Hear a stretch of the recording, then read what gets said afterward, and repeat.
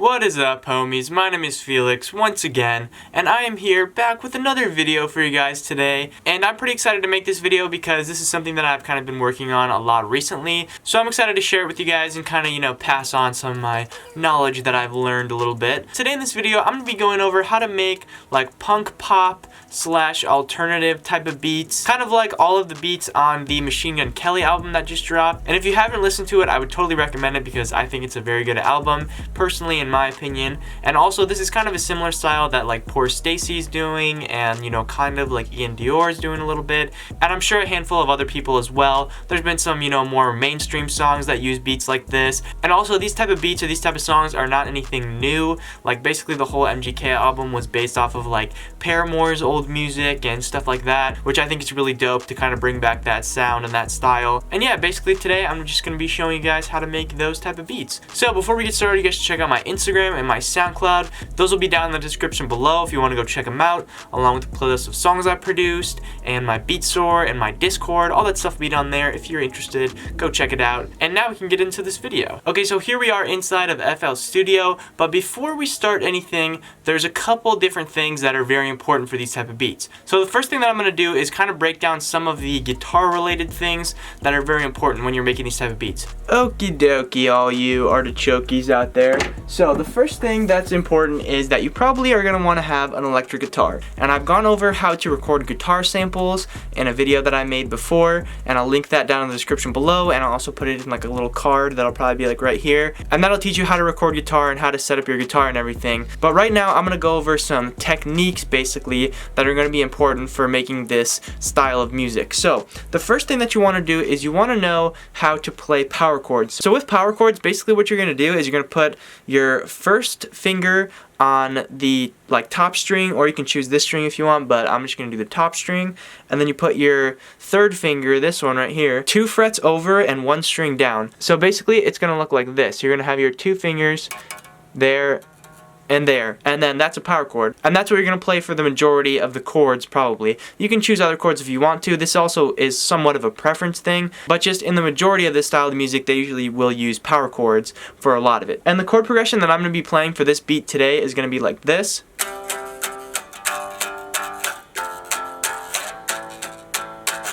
And essentially that's all power chords. So that's all well and good. You guys probably know that. That's fine. But however, for these style of beats, it's really common to have multiple guitar parts. So one big thing that's really popular is palm muting. And the way that you do palm muting is essentially you take this part of your hand and you can place it like right here if you want to. There's a couple different ways to palm mute, but this way I find to be pretty easy. You just put that little meaty part of your hand right here, and now when you play the chords, they'll sound different.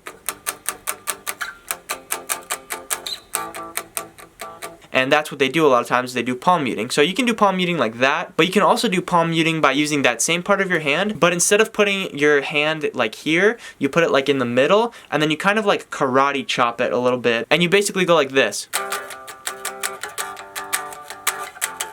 And that probably looks pretty weird on camera, but that's one way that you can do that. Also, another thing that's common with this type of sound is adding little scratches here and there, kind of like this. And that doesn't really sound good as it is, but I'm going to show you a way that it can be applied to actually sound good.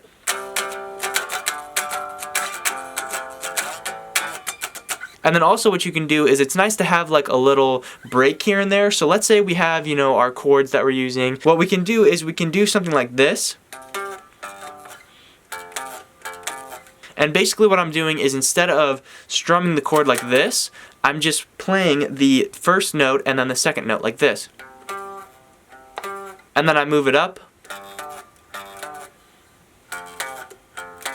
And basically I'm just playing the notes individually, and that just adds like a cool little break, I guess you could say. So now basically kind of like the last technical tip that I can give with this is that you kind of want to add like as much guitar stuff as you can. So just add different variations here and there, just add different patterns, different strumming patterns and stuff like that. And then if you need to, you can take it out later on. For these type of beats, it's better to record more than to record not enough, because they're obviously very heavily guitar based and rhythm guitar based and stuff like that. So you want to record different stuff and keep it fresh and keep it interesting. Alright, so now that we have all the little guitar tidbits and techniques out of the way, we're going to hop back into FL Studio, and I'm going to show you the actual song making portion of this video. Alright, so now we're back into FL Studio, and now the other portion to consider is the drums. And for the drums, you're going to want like some realistic, like actual drum kit sounding drums, and you can find a lot of those type of drum kits on, you know, r/drumkits or on freedrumkits.net, or you could literally go into Google and just search up like rock drum kit. You can search up like indie drum kit, just anything that you can find that has realistic sounding drums. And if you literally go into Google and you just search up like parts of a drum kit, you can see all of the different parts of a drum kit that will be labeled for you. And basically right there, that's like a list of sounds that you should get for, you know, when you're making these type of beats, because as I said, we want these drums to be as realistic as possible. So yeah, that's a good way if you don't know anything about like real drums or drum kits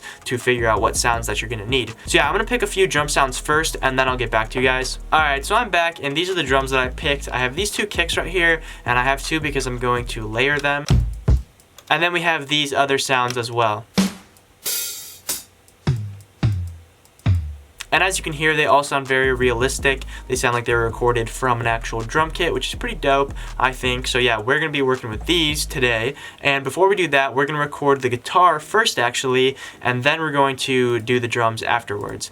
We're going to go to insert 1, and then we're just going to go to this thing and then go in 1, because that's where I have my guitar plugged into. And now if I play my guitar, you're going to see it on the screen. So as I said, I do have a video on how to record guitar, but the way I do it now is a little bit different. So the way I do it now is I put in an Edison. So I put the Edison in, and then I also go in here and I put a guitar rig on this. And one of my favorite guitar rig presets to use is White Clean, or also this Almost Clean one works too. And if you don't have guitar rig, don't fret, because you can probably search for some other, you know, guitar amp simulation type plugins that'll be out there. I know there's some on, like, I think it's called Bedroom Producers blog or something like that. But you can literally just record it into Edison and then put effects on it later, or, you know, if you have guitar rig, you can put the guitar rig on later if you want. It's all up to you, but I just like to put the guitar rig on first and then record it. So basically, I'm gonna record that guitar pattern that I showed you guys earlier, and then I will rejoin you guys. So basically, I just recorded the guitar part, and it sounds like this as it is right now.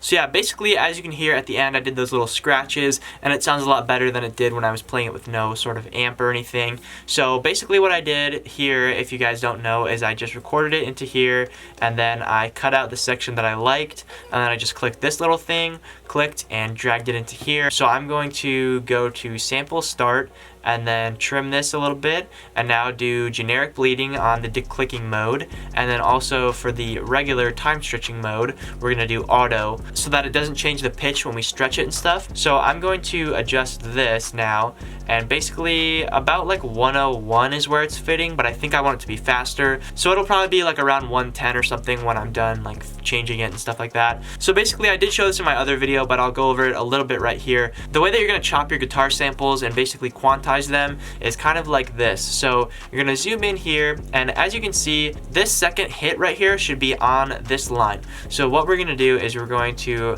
adjust the time like this, so that it hits on the second line. And now you can see this one right here does not hit on this line right here as it should be. So what we're gonna do is click on the cut tool, and now hold down shift and cut right there. And now we're gonna do right click, make unique, and now stretch this again so that it goes to the line. And basically, we're gonna do this for every single piece that doesn't hit on the line. So it doesn't have to hit perfectly on the line, because obviously with this style, we want it to be more human sounding, and we want it to not be as like robotic and right straight on the lines. But however, we don't want it to be too out of whack, so we just are going to go in and adjust it a little bit, quantize things a little bit. So basically, that's what I'm gonna do right now. Alright, so I just quantized this whole thing, and now it's pretty much on beat. So now probably the most important thing of the whole video right here is you want to hit control, you want to select this area, and now you're going to go to the master track right here, and you can actually go and turn insert 1 off because it'll have a little bit of white noise from your guitar. And now what you want to do is you want to go to the master track, and then you want to hit this little circle right here, and now it's going to turn red. And what we can do is we can hit Alt R, and now hit start.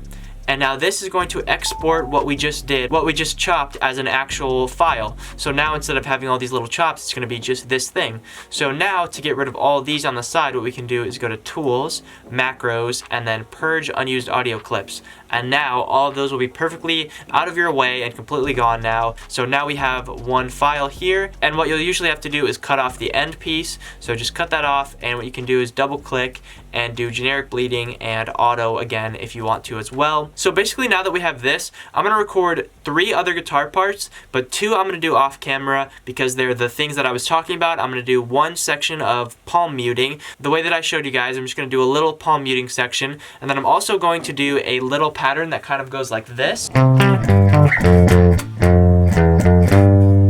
Something like that, along those lines, I'm going to record. Alright, so I'm back now. I just recorded and quantized these 2 pieces right here, and they are basically the 2 that I was telling you guys about. But remember, we have to delete the ends like I did there, and then just do this and do this, and now do the same for this one. And now this is the palm muting section.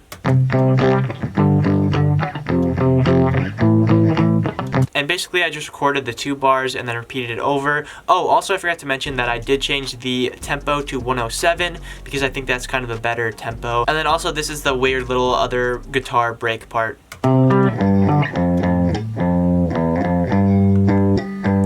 And then I just repeated that over as well. So yeah, these are the guitar parts that we have so far. And now the other thing that I'm going to add is a little bit of a lead. So with the lead, it's kind of complicated to explain because it's more like in your head.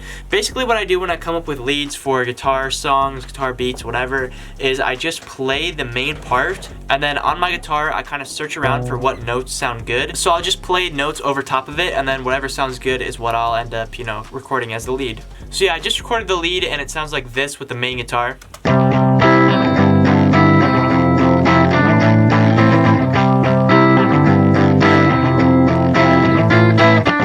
For now, what we're going to focus on is the drums. So with the drums, as I said, we want them to sound realistic. So we've already picked out our drum sound. So what we can do now is just assign everything to a mixer. So you can click these and just do Control L, and now these will all be in their own mixer tracks. So basically the way that I like to do the drums is I like to put the pattern right in here with the main guitar and just do like that, and now we can just play it, loop it over and over and see what sounds good and see like what type of drums will sound good. So probably you're gonna have to do that as well. So with the drums, basically you're gonna obviously want to put a kick at first, so like this. And now with your snares, you're gonna put your snares like this, just like any other beat would be in half tempo or half speed or whatever you want to call it. And also what you can do with your drums is you can record them yourself. So to record the drums yourself, you can go in here and hit the circle thing and then just do notes and automation, and then if you have a MIDI keyboard, just do middle C because that'll play the snare at its original pitch. And also you can probably do it on your regular keyboard if you don't have a MIDI keyboard, but basically we're just going to hit the space bar and then record our snares so it sounds a little bit more human.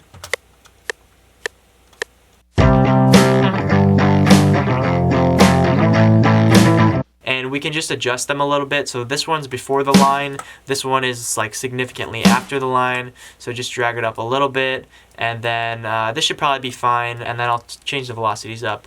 And obviously, yes, the point is to make it more humanized, but if something sounds way off, you can change it as well. So now that we have this, you might be thinking like, where do we go from here? So the next thing that I like to do is the kicks. So with the kicks, you kind of want a pattern that's like, and that's kind of what I'm going to try to recreate here. So the way that you do that is kind of like this. And then also you can add in an extra kick here and there if you want to as well, like something like this. Whatever you want to do, it's completely up to you, but a lot of times you'll just have this kind of similar pattern with most of these beats or songs, whatever you want to call it. So also I like to turn the velocities on these all the way up, or most of the way up. And you can honestly record all of the drum sounds the same way that I record the snare. It's a little bit more tedious that way, but it gives it a much more human feel. And just those small little tweaks here and there, small little differences, are things that'll make your drum sound a lot more alive, I guess you could say. So now another thing that I have noticed with these beats is that oftentimes they'll have an open hi-hat or sometimes even a cymbal like crashing throughout the whole beat. So it'll be kind of like this. And that'll just go like throughout the duration of the drums with, you know, maybe slight variations here and there. Maybe they'll take it out at the end or after, you know, 2 hits or something like that. So another thing that I'm going to do is I'm going to add like some 2-step hi-hats here. So like this. But instead of doing that, I'm going to record them because I want these to be very humanized. So I know for a fact a couple of these are off near the end, but I'm just going to go in and adjust them as I see fit. And when you're doing live sounding hi-hats like this, one important thing that you want to look at is right down here. It's kind of like a varying pattern of like a little bit louder in volume and then a little bit quieter, or velocity, whatever you want to call it. A little bit more velocity and then a little bit less velocity, and it's kind of an alternating pattern that way, which is similar to how you would really play hi-hats if you were playing, you know, actual drums. Like I said, little things like that will help your beat sound a little bit more realistic. So now the final part of the drums is going to be the toms. So with the toms, they can be really helpful for adding like those little like kind of things that you'll hear drummers do when they're, you know, actually drumming. And the way that you can kind of achieve that sound is by doing a little bit of something like this.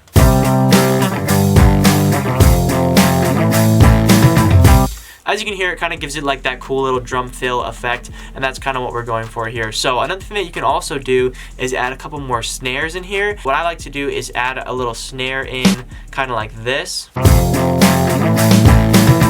And I think that sounds pretty good as well. That gives it a nice little bounce too.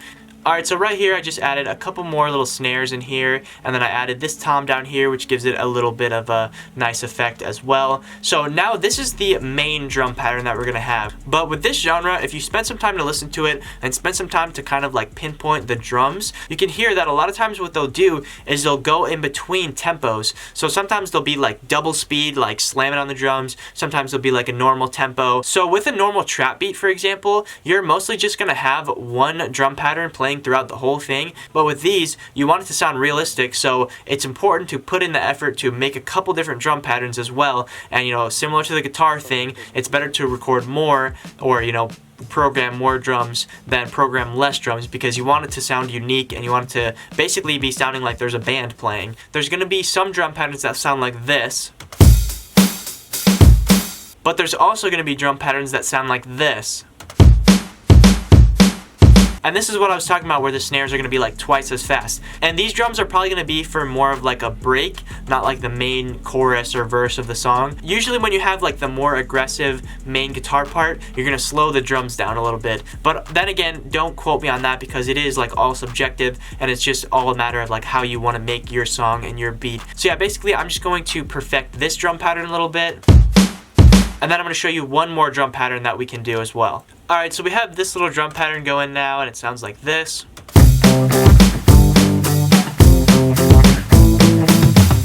So yeah, pretty simple, but that's just going to be used for whenever we have a little break here and there. And now the last little drum pattern is going to be slowed down a little bit, and it's going to sound more like this.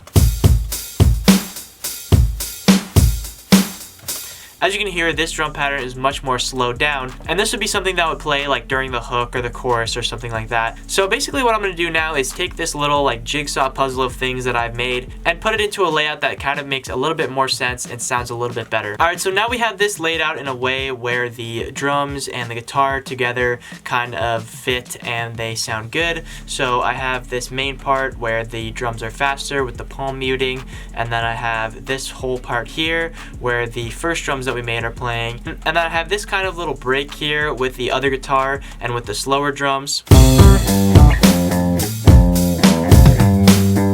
The next important thing for these beats is the effects that you put on all of your instruments. So as you can see right now, it's completely unmixed. So the first thing I'm going to focus on is the guitar parts. So with the guitar parts, this is basically what I'm going to do. Pretty much it's going to be the same process. It's going to be a reverb and an EQ, but not too much EQ, because with trap music, you kind of want to cut out a lot of the bass frequencies so you can leave room for the 808. But with this one, you're kind of just going to leave most of the frequencies in there, unless there's like some really high frequencies that you want to take out or something. So here with the palm muting, I'm going to make this a little bit stereo, and then I'm going to cut out a slight bit of the high end, and then also a reverb, And now with the main guitar, I want it to be a lot bigger. So basically, I'm going to make the stereo much wider. And then I'm also going to put some reverb on it, but the reverb is going to be bigger as well. Also with the main guitar, if you want to kind of experiment with putting like a chorus or something on it to make it sound wider, make it sound different, you can do that as well. And I'm going to make the other guitar part pretty simple, pretty standard with just a little bit of reverb. So with the other guitar, I added a little bit of a chorus effect on it using Azurite, which is one of my favorite plugins. And now for the lead, we're going to give this quite a bit of reverb, and we're going to make it more stereo because I want this to be a little bit more ambient, I guess. So with this lead, I'm also going to put a compressor on it because I want the sound to be a little bit more like even. So with the compressor, we're just going to go to the Fruity compressor, turn this down, and then turn this up a little bit.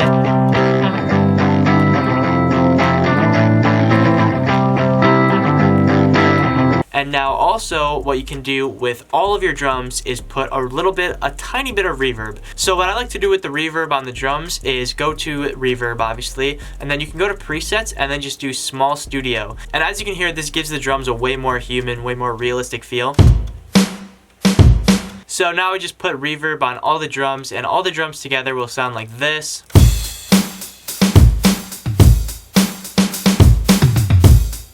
As you can hear, it sounds a lot more alive, sounds like, you know, almost as if somebody's playing them. But however, the last thing we have to do, because we're pretty much finished at this point, is just kind of lay out this beat a little bit better, and then we'll be pretty much done. Alright, so I just laid out the beat now, and we're pretty much done. Basically, the one thing I added was a little bit of a bandpass filter on the palm muting right here, just to give it a little bit of a transition. And then also, I think I completely forgot to mention that I added a little crash, a little cymbal. And then also I added this little fade out at the end, and then, you know, I was pretty much done after that. Also, the other thing that you can do, which you probably should do, is add a bass. So you can add like a sub bass, or if you know how to play bass, you can add a little bass pattern that's in key with the rest of the guitar if you want. But yeah, so I hope you guys enjoyed this video. Let me know if you have any questions down in the comments below. Make sure you guys check out my Instagram and my SoundCloud. Those will both be down in the description, along with the playlist of songs I produce, my beat store, my Discord, all that stuff. Go check it out if you want to, and I'll see you guys next time.